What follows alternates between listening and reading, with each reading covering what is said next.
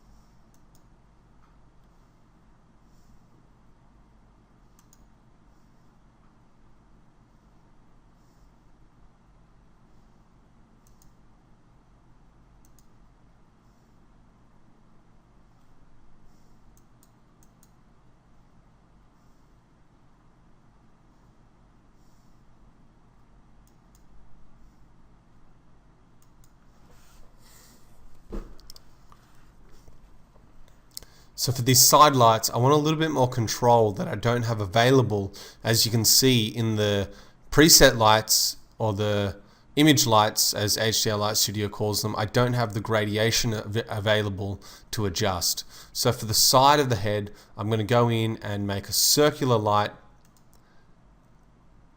And now you can see I've got the opacity ramp available. I'm just going to adjust the curve on these lights.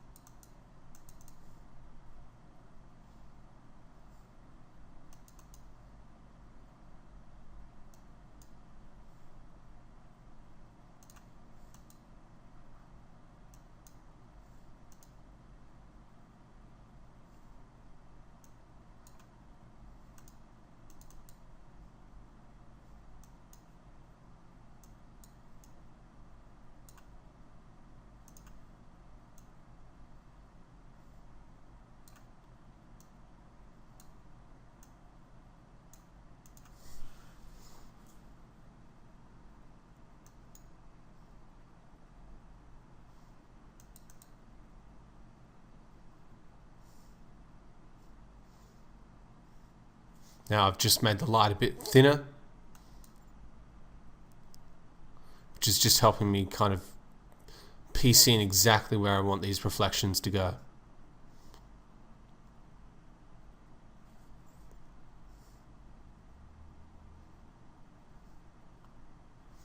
So I'm going to duplicate this light, and even though I don't have light reflecting around the whole edge, I'm going to make a separate light for that.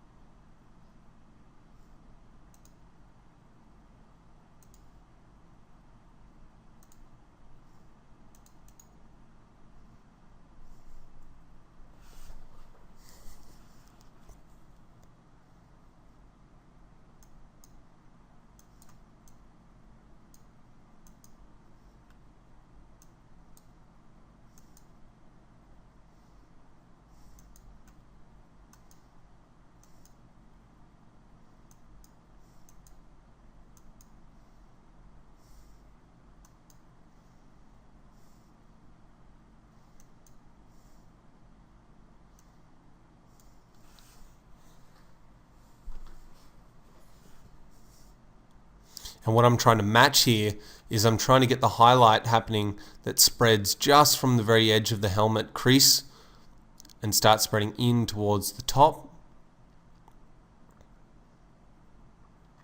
But then we've got the light that's a bit more on the side of the helmet that I don't have catching. So for that light, I can duplicate things and put them here, and now you can see where I'm catching that light on the edge.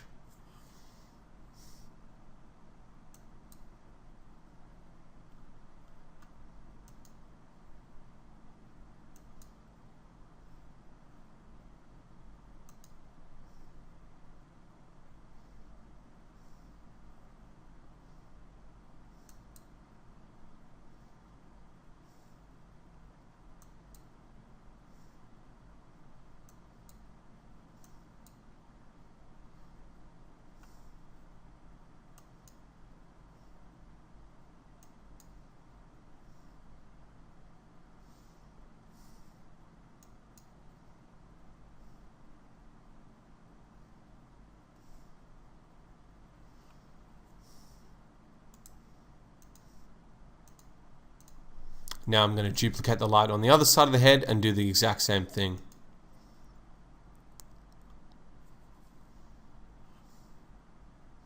I'm adjusting the height because it doesn't need to spread all the way down to the side of the helmet. It only needs to affect up the top here.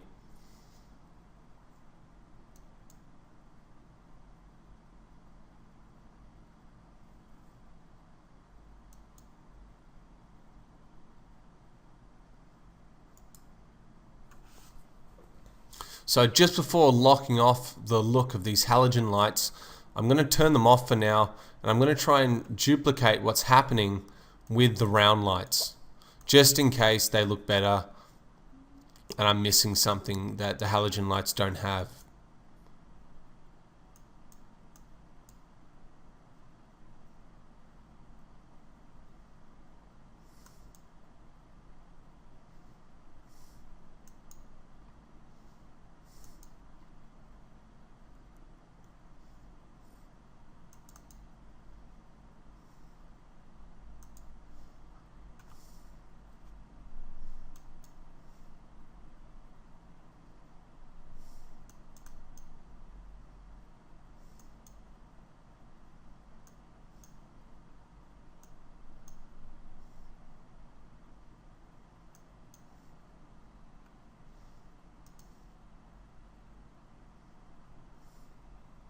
So I think that's actually looking quite nice anyway.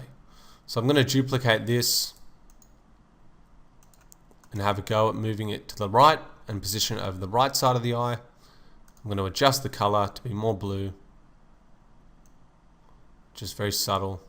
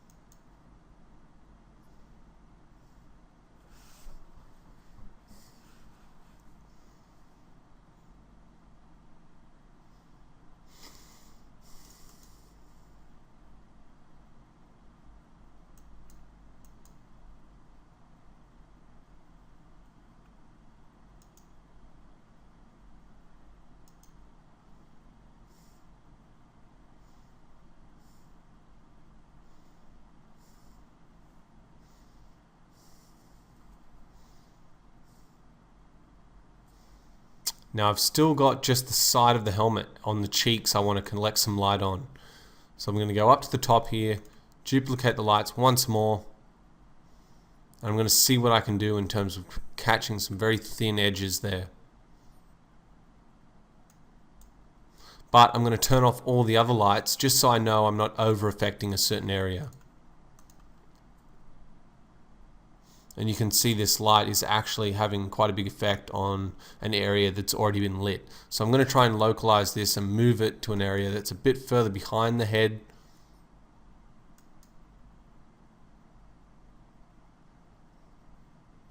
I might need to just change the shape and size of the light.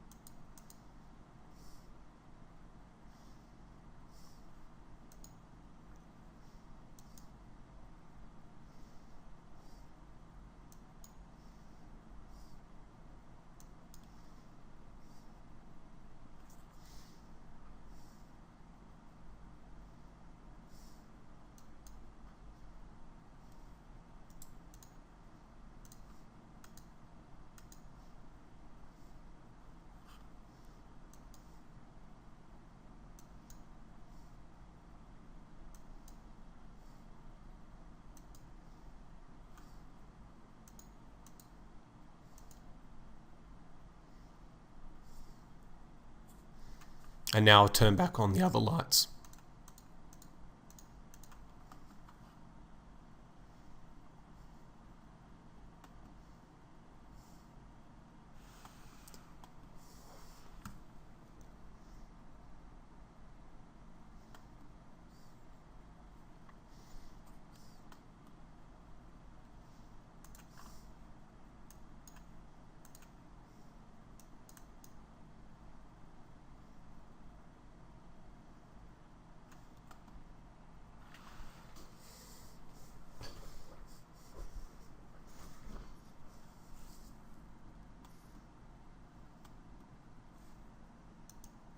So I'm going to create a new light now and just try and get the outside red areas of the helmet looking good.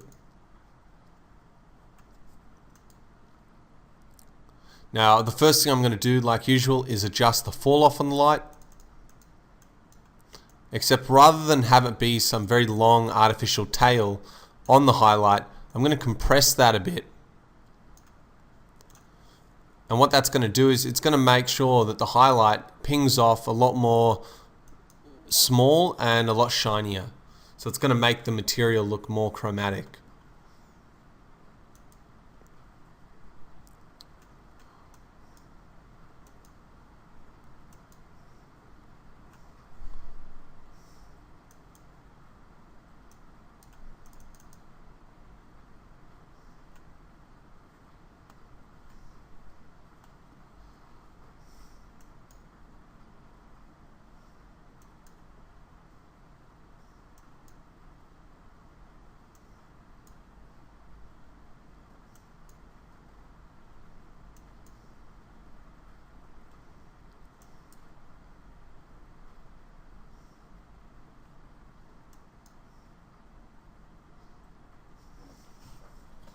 And it's just very picky where I place this because I'm just trying to get it to catch the back edge of these shoulders and the head.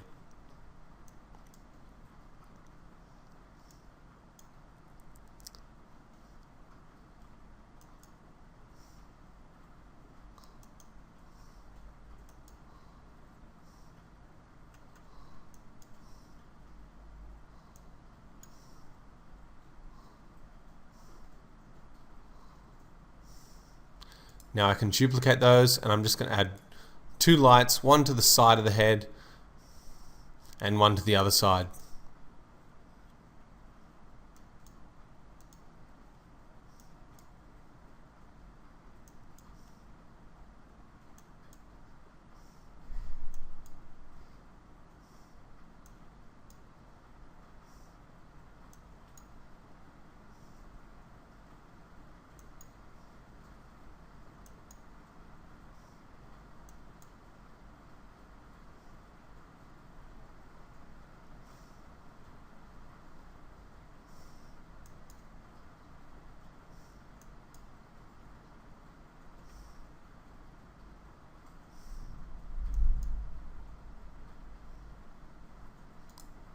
can duplicate that, and I'm just going to place it on the other side.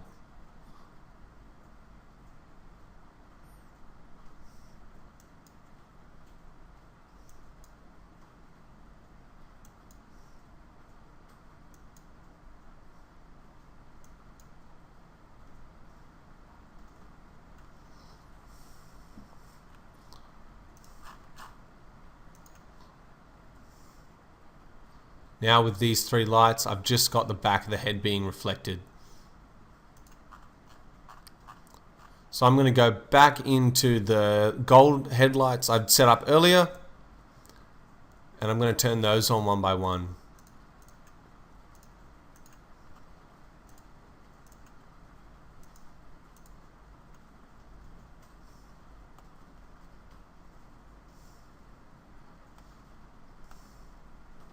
And go back into V-Ray and see how this looks rendered at full res.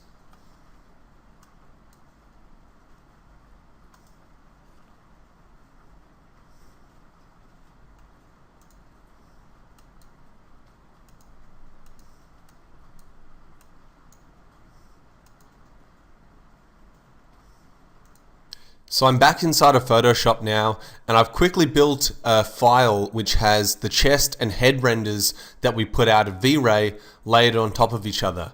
Now at this point, rather than wasting time generating an alpha for the head, I've just simply layered the two together and then deleted away from the chest on the head render itself. So now you can see by blending the two, the difference in lighting from the before and after.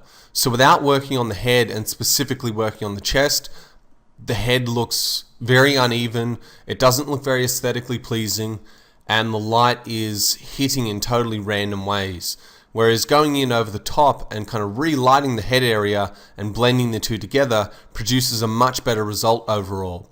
But at this point, even though I'm not going to rely on these two renders because they're low res, I just want to get a feel for the small adjustments I can make on the renders to try and get a little bit more pop out of them.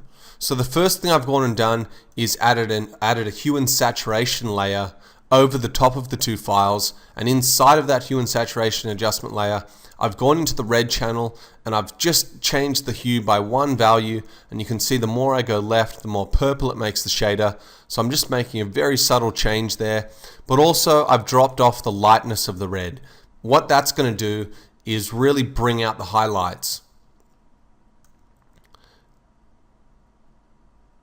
And I've just dropped it to a point where if Milton wants to, he can go in and brighten everything up. But also remember, at the end of this lesson, I'm going to try and go in and create some extra bonus layers. So any kind of darker lighting can potentially balance out the extra layers I put on over the top at the end of the process. Now on top of this, I've quickly gone in and made a couple of hue and saturation adjustment layers, and one of those is bringing back the reds now, but this time I'm putting it on the plus side of things. So what's going to happen here is I get a very subtle difference between the left and right side. Now the reason I'm doing that is because if you remember on the head, I was relying on two different types of lighting. One is the more golden and one is the more blue. So you can see now by adding that hue and saturation adjustment layer, and it might be very subtle, we've got a more red reflection on the left and a more yellowy reflection, and on the right here we're getting some more bluey tints in. Now just to balance things out a little bit, I've just put an exposure layer over the top of this, and inside of that adjustment layer I've just brightened things off and decreased the contrast in the render with the gamma correction. Now you can see if I group all of these three together and just go to 100%, it makes a fairly big difference to the overall impact the render has.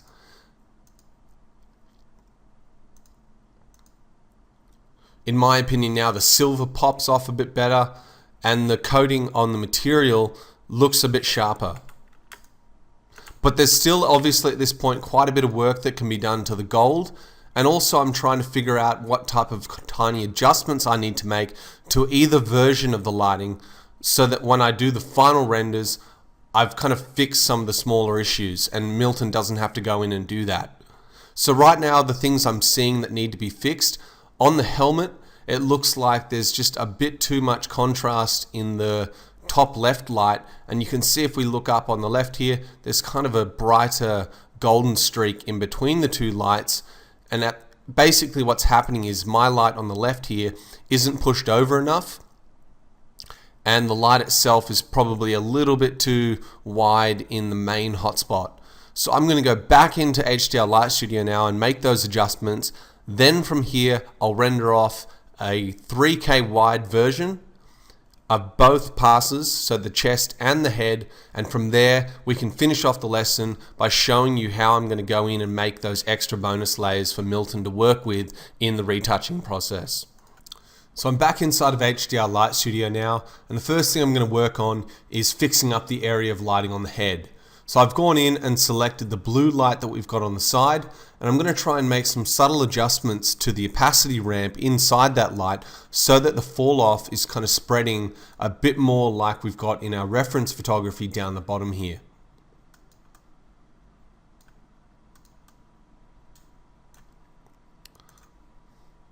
So if you take a note while I'm adjusting here, take a look up inside of HDR Light Studio and in V-Ray just to see how I'm trying to get this spread happening out, sort of kind of spreading out a little bit further than we've currently got. Now it's just going to be very subtle adjustment on this light. The main adjustment's most likely going to be on the orange, because you can see here I've got a much larger light in terms of the hotspot, but it's actually spreading quite differently. So just some subtle adjustments on this blue light.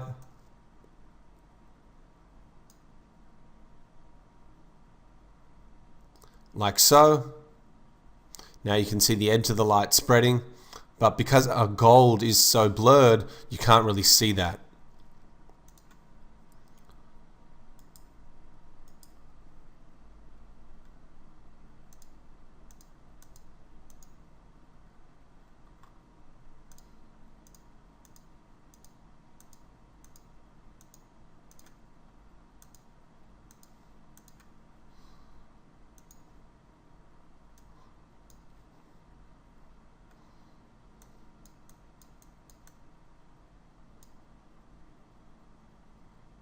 So I'm pulling in the hotspot on the light here. I'm going to add a second point down the bottom.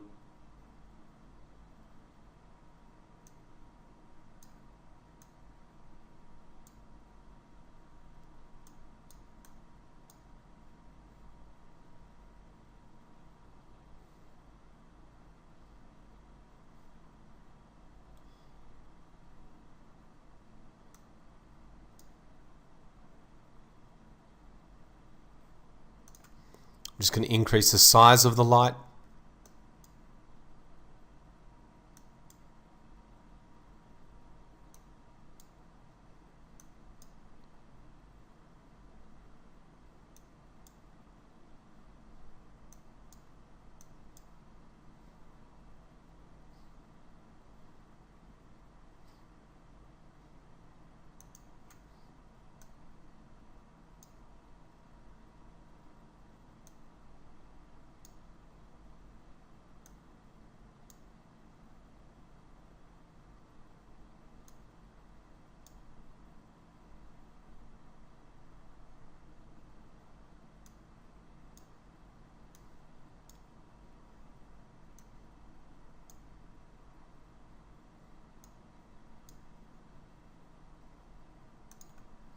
And now I'm just going to try and reduce the height of the light so that it's only kind of affecting underneath the eye here and it's not spreading all the way down. As you can see in the head, it kind of cuts off underneath the eye.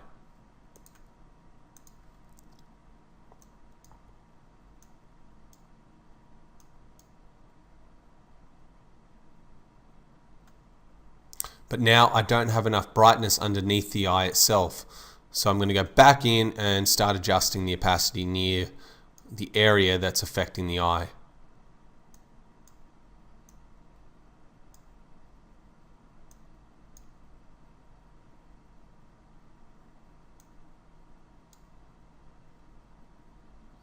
And now I'm starting to get a bit closer.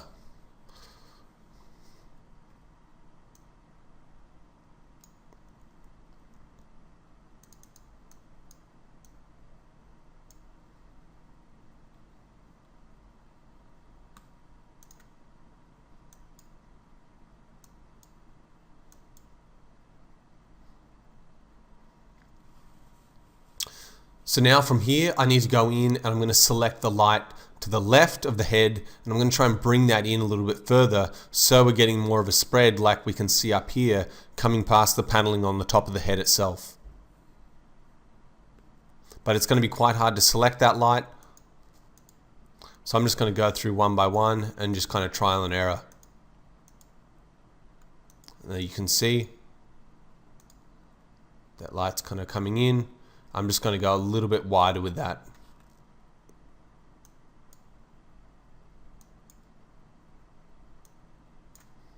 And actually, if I go into the opacity ramp, I'm going to do the same thing and add a second point to this light. And now you can see the lighting in between the two. It's still a little bit dark, so I'll probably just exaggerate this just to see the effect that's having. Now I can pull this in and potentially bring this base area out a bit. And now the lighting's a lot closer to what we're seeing in the reference.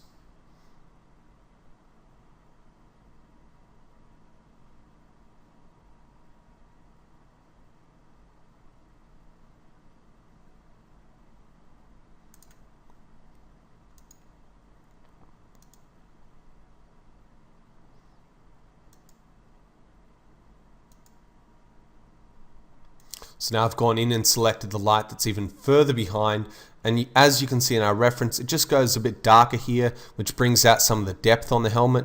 Even though we don't have that same effect on the right side, I'm just trying to match this as close as I can. So I'm going to go in here.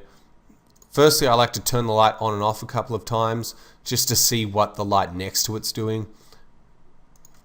And once that's done, I can just have a play with a couple of settings like the width.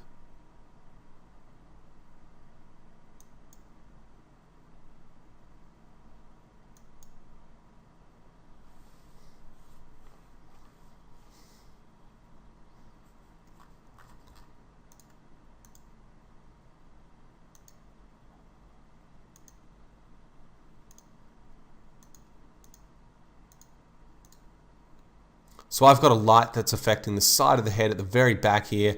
I don't even think I need that at this point. I'm probably just overlighting things a bit. So I'm going to take that off, and I'm potentially going to take it off on the back side as well around the head here. If Milton really wants to bring the back of the head off the background, he can simply paint that in quite easily in post.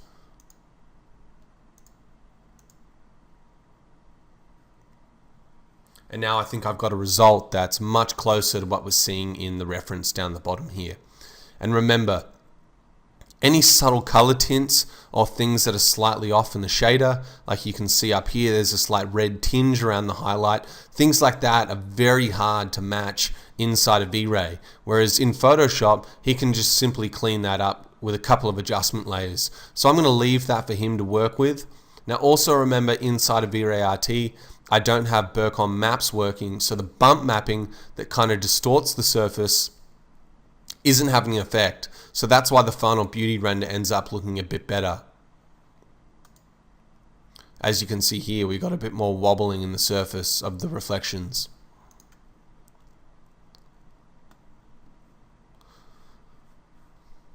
So I'm going to pause this V-Ray render now, and I'm going to go back in and take one more look at the reference and see what I potentially might need to do to the chest area. Now, one thing I'm not entirely happy with, and I'm still not sure at this point if I want to go in and fix it, is this second highlight on the inside of the neck area. I think that can probably be placed a little bit better. So what I mean is I just make a quick adjustment layer here for you. It's not really sitting on the edge of the geometry like it is on this side. So this is where I'd like to have the highlight kind of sitting in here a little bit more. But I'll leave that right till the very end. But I'm just going to keep a note of that. Now I'm back inside of V-Ray, and I'm just going to set this final head render off at 3000 wide. Now if this was a full print production job, I'd probably go closer to 5K. Now one of the misconceptions there are in the industry is if a client requests a massive file, say something 10K wide, their idea is kind of based around photography and upscaling photography. Whereas when you upscale a 3D render, the effects are much less noticeable just because of the way the anti-aliasing is calculated. It's not like you're spreading noise like you would in a photo. So if a client ever requests a massive render that's about 10K wide, you probably realistically only need to render it about 6K wide and up-res it in post. Now inside of Photoshop, there's a couple of different methods you can use when upscaling. So if I go to the image size here, I can change the resampling for either enlargement or reduction. In a 32-bit file, that's locked off, the reduction method's locked off, but I can preserve details in the enlargement option. So just be aware of that and don't get sucked into rendering such massive jobs. And I'm saying that from experience because there was times where we were requested to render things at 30,000 pixels wide. Now, for anyone who's ever tried to do that in Max, you'll know there's massive issues with the RAM usage, when realistically, I could have gotten away with rendering at half the size and therefore it would have rendered 4 times as fast. So I'm going to stick to 3K wide for this job. I don't think I need to go any higher. I'll be able to see all the details in this project as well as kind of explain to you what's going on at high res without having to waste the massive rendering times.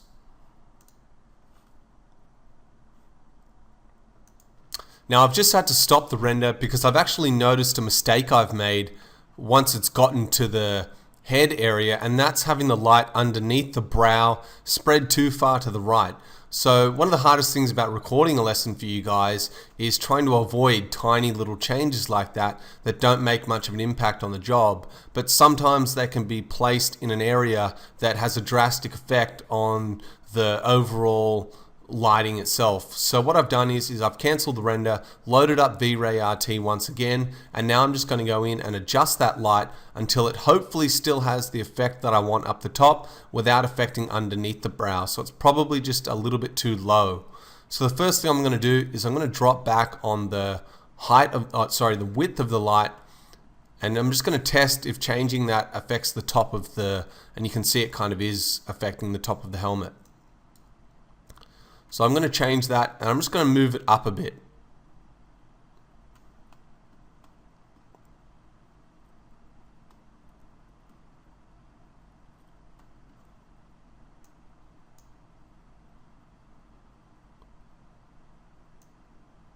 It's just very subtle changes. But now I think I've got it in a point that's a lot more realistic, and you'll notice that on the left hand side of the head we don't get that spread happening all the way down to the bottom of the mouth. So I'm going to drop the height off just a little bit more until that's kind of completely gone. And now I'm going to go back in and re-render the beauty pass. So I've just quickly turned on the lights inside HDR Light Studio for the chest and the shoulders, and I've got that rendering in the V-Ray frame buffer at the moment. Just remember though, I do need to turn off the light that's affecting the left shoulder so that the right shoulder renders cleanly. Now what I'll do is I'll just save off 2 different beauties and I'll blend those in Photoshop just by kind of hand painting, if that works. And if I need to be more specific, I can render off a mask for the right shoulder itself. But the way we usually work, or at least the way I've worked, is pretty quick and fast, and just hand painting an alpha for that usually works if you have an alpha for the overall mesh itself. So I've got the final chest render saved off, and then one of the hardest problems about creating these lessons for you guys is trying to avoid the technical problems I encounter. Because I'm constantly trying to go to the next level and push each lesson beyond the last, I'm always encountering little technical issues that I need to solve while creating the lesson.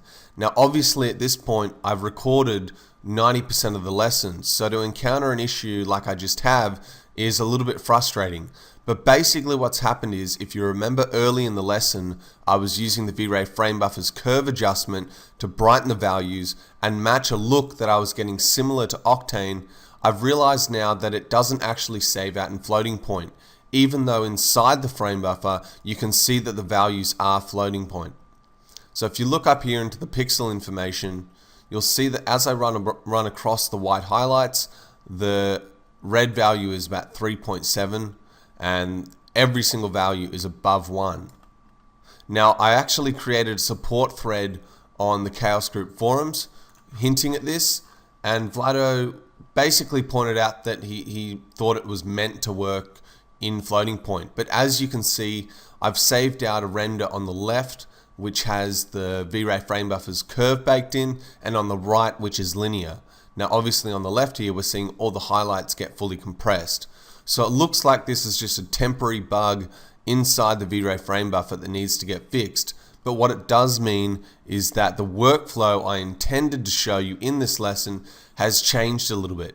So what I'm going to do now is save out these renders without the curve adjustment, because once again I assumed that I was saving out a fully floating point image. I'm going to turn the curve adjustment off, and inside of Photoshop I'm going to lay together all the renders, and then I'm going to use a 8-bit file later on in the process after I've done some 32-bit adjustments and try and match the curve I've got here on the right. But once again, another technical issue I encountered was that the curve adjustments don't match inside the frame buffer and inside Photoshop. Basically using the exact same curve, and once again I can right click on this curve adjustment and I can simply load a curve that's saved out from Photoshop. They're not matching also. So I think there's a couple of little technical issues I've got to work on for the next lesson. But with all that being said, I'm still very confident that I can get something looking really nice inside of Photoshop here. For the sake of teaching you guys how Professional Studio might work, I've enabled the V-Ray render elements that are going to make up the beauty pass. So even though I don't work in this way, because throughout my whole career I've learned that retouchers are so used to working with photos that when you give them such a complex composition of all the render elements, they don't really understand how to use them. Now that's not to say that you couldn't teach them, but I've found that retouchers are extremely stubborn, and I'm just being totally honest because there's no point in me kind of saying I use the render elements when I don't actually have any examples on a production job where the retoucher worked with them. But like I said, for the sake of kind of explaining it in the lesson, I've got the V-Ray diffuse filter enabled, I've got the self-illumination, the specular, the reflection, the global illumination, and the V-Ray lighting pass. Now if I add all of these together in Photoshop using linear dodge, it's going to create the beauty pass. There's a couple of different ways you can do it though. This is the simple method. You can go in and add the V-Ray raw global illumination and the V-Ray raw lighting pass, and if you multiply the diffuse filter over those, you'll create the V-Ray lighting and V-Ray global illumination pass. But I mean, unless you're a hardcore compositor working in the film industry, I really can't see the extreme use of that, because at the end of the day, I know how retouchers work, and they're simply going to go in, collapse it to a beauty render, and rely on the V-Ray raw filter to adjust things. But if you want to save out all your render passes, you can change the save dialog box up here from the default, which just shows you the one disk icon. If you hover over that and hold down, you can go save all channels. Now I can actually save everything. So I'm going to save everything. I've got in the job directory, I've just got some different folders for the different type of passes.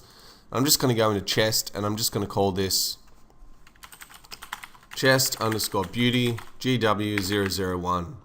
And now it's going to save all of these. I'm going to save them as half floating point EXR files. And I'll just give that a second.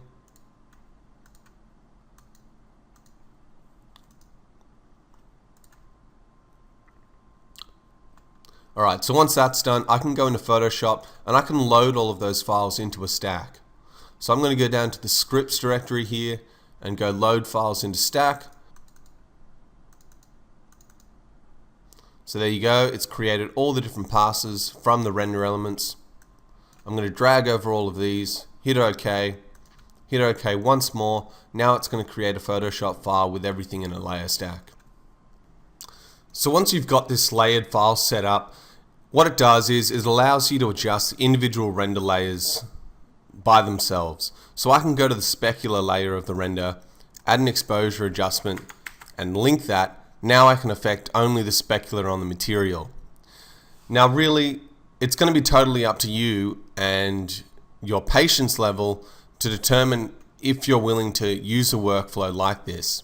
Now, in the print industry, because we render off so many little pieces to get the reflections perfect, it means that if you were to work like this, you'd have to make sure that every single time you do an adjustment, like the shoulder light being turned off, you once again bring in all the render elements together, add them up, make sure the exposure adjustment I've added to this specular is affecting the specular on the shoulder, and it can become a bit tedious when you've got jobs that require having to render the left shoulder separately, the right shoulder separately, the head, the chest. You end up with a massive file, and just from experience, I've found it easier to rely on the beauty pass and give the retouches the bonus passes, which we're about to get onto. So I'm just going to save the shoulder off and bring that into the Photoshop file.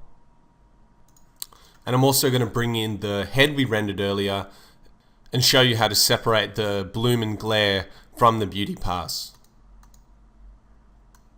So you can see here I've got the RGB, which is the beauty, and then the lens effects source, which is the version without the bloom. So I'm just going to shift drag these into the file.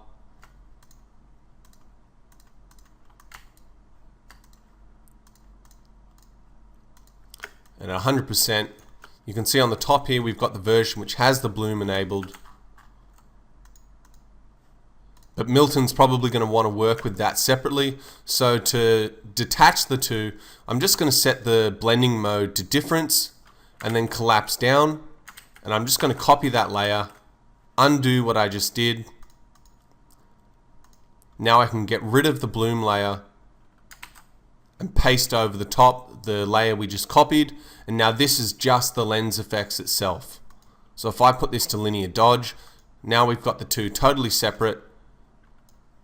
I've got the ability to go in and change the exposure on just that bloom pass. Give or take a certain level of extreme.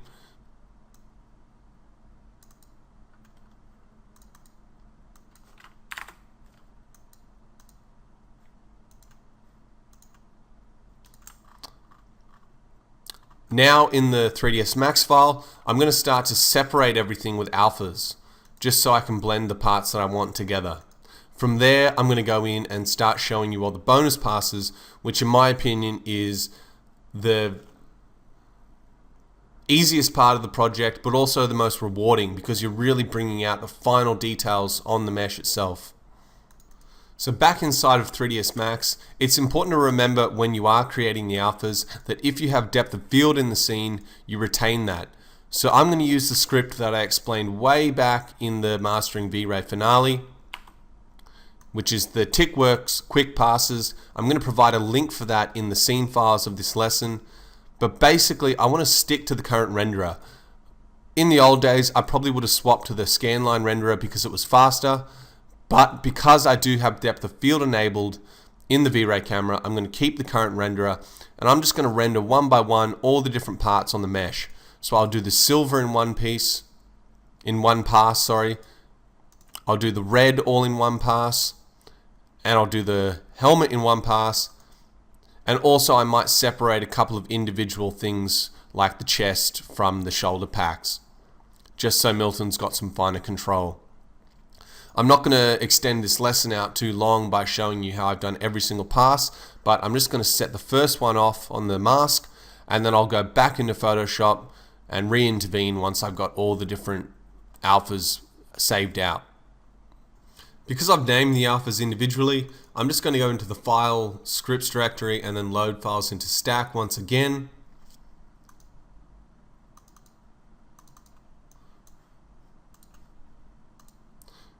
And it's going to keep the names for these layers.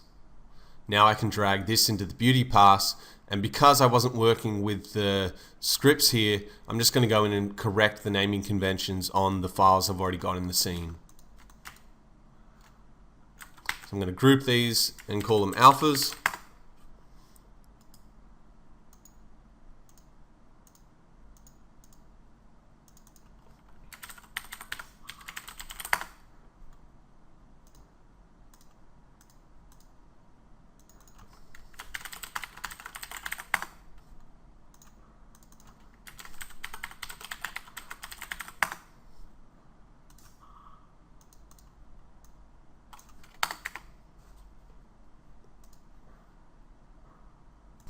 Before I've got too many layers to work with in Photoshop, I'm just going to go in and use these alphas now to correctly position the different render passes I've got down the bottom. So I'm going to cut the head out and I'm going to cut the shoulder out. So to correctly apply an alpha, I'm just copying it from the alphas directory. Now I'm going to go into the shoulder. I'm going to apply an alpha. A lot of people tend to go into the channels directory and control click an alpha, but the correct way to apply it without losing any information is to apply it like this. Go into the channels directory, click the eye so that it's visible. Now you can paste it in, and you can see I pasted in the shoulder.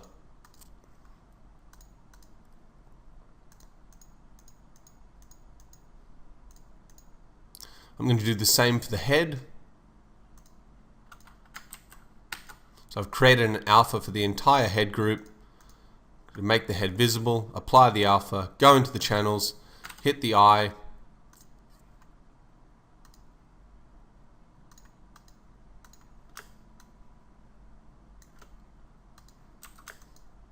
and it looks like there's a slight problem with the alpha on the edge here. Actually, I think that's just because the head from behind is still visible. So I'm going to go in now and just assign pure black to that area.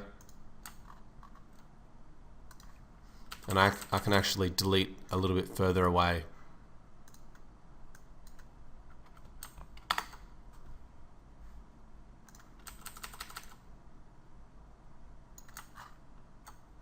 So this will be the main base file I start to work with. Now I can start considering giving Milton some more specific alphas like the ambient occlusion to work with, as well as the inverse of that, like I set up earlier in the lesson on the shaders, so he's got some control about wearing the edges down, or just in general, sometimes he does some tricks, like uses bevel emboss to create some wear and tear, but little tricks like that he can't really do unless I give him those things. So inside of V-Ray, I've created a V-Ray light material. I've gone into the red paint, and if you remember early in the lesson, I was talking about adding the dust coat and the kind of black washy area on the inside. I can use some of those alphas that I've already created inside of the V-Ray light material in order to create those alphas. So I'm just going to copy the V-Ray dirt from there and paste it into this V-Ray light material. Now inside of V-Ray, I'm going to go into the global switches, go into override material, and I'm just going to drag that V-Ray light material in there. Now when I render, I should have, I'll just enable the point to click, I should have an alpha of those areas. Now Milton can use this to either kind of change the color on those areas, or simply just, get a bit creative and do whatever he does. Next, I'm going to steal the black wash blend and just paste that over the top and hit render once again. And I'll just save this out once again. Now the last alpha I'm going to create, I'm going to make it a bit more specific, and I'm going to leave the output map here. I'm just going to kind of go in, clear the map inside of the V-Ray light material. I'm going to create another V-Ray dirt. I'm going to swap the colors around and invert the normal. And the reason I'm doing this again is just because I've put all the work to griming up some of those shader alphas, and I just want a very clean version in case Milton wants to use it either as a mask or simply just to keep things not too messy. When you get print projects, sometimes the client doesn't like all this grime and they just want things to be clean. So I'm just going to play with the radius and see how it looks on its default. And it's just a little bit too wide, so I'm going to go down to 0.4, and in the output I'm going to change that to 2 just to reduce the effect.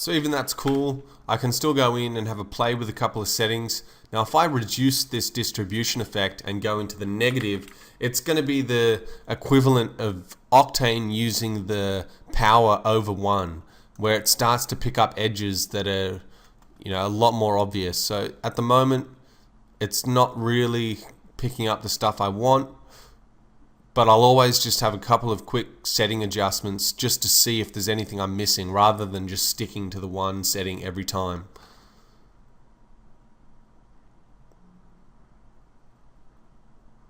So now it's picking up the edges, like you can see on underneath the chin, that it wasn't before.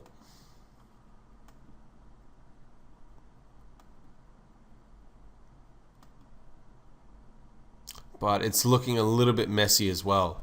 So I'm going to try and reduce the radius once again to 0.25. I'm going to back off on the distribution. I'm going to go minus 0.5. And I'm also going to add a subtle fall off of 0.25 just to spread it a bit more.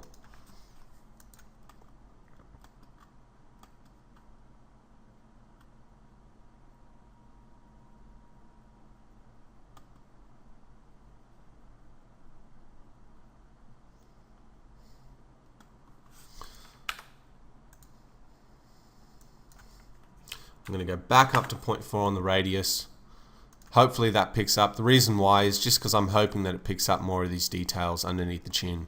And now you can see it actually is. Because I'm assuming Milton's not going to use this everywhere. He's just going to decide where he wants to use this as an alpha. So on areas like here where it's messier, he's probably not going to get as much use out of it. But on areas like here, which are now starting to pick up, it makes a big difference for him.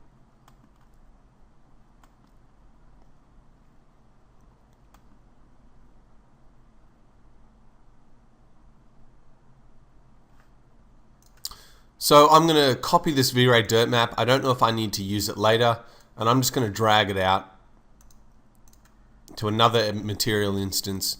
Now I'm going to go back into this V-Ray dirt material, swap it, and I'm going to increase the radius to be much larger, and this is just going to be an overall ambient occlusion pass. I might actually go up to about 10 centimeters. I'm going to put the distribution back to 1, and I'm going to leave the fall off at 0.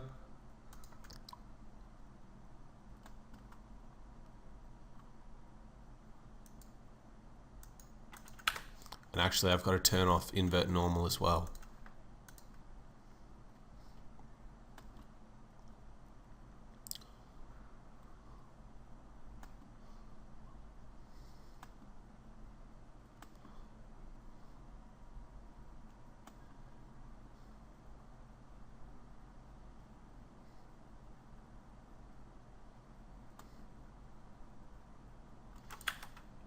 Now I've just realized inside of this V-Ray light material, I'm actually using the override kind of on the strength using the output map. So I'm just going to drag that back, so now it's just using the V-Ray dirt. And the effect isn't being exaggerated. And we get a much cleaner result. So it looks good. I can save this off.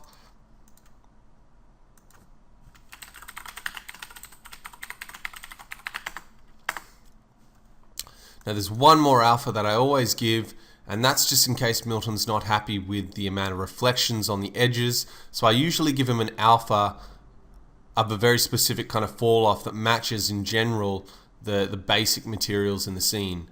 So I'm going to go back into our red material here, and inside the reflection slot you can see I've got two different materials. Actually I might need to go into the gloss coat in the reflection slot here. I'm going to steal the bottom fall off. I'm going to copy this. Now I'm going to go back into the V-Ray dirt material, drag this once again into a new material slot so I've got that as a backup, and paste this into the color.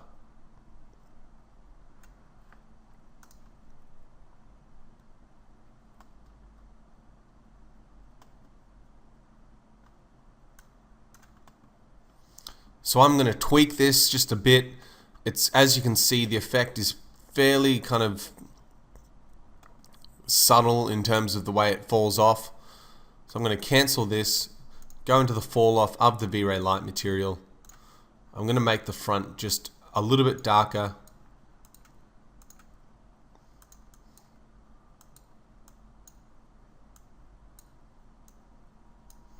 And I'm going to kind of exaggerate this. So even though it's not really realistic, you can see now in the V-Ray light material, we've got a much softer fall off. So Milton can use this as an alpha in the scene to darken off the edges if the reflection on, say, the back of the shoulders here is too bright. Now, because this is a full floating point image also, he can increase the exposure on this to get the effect that I had earlier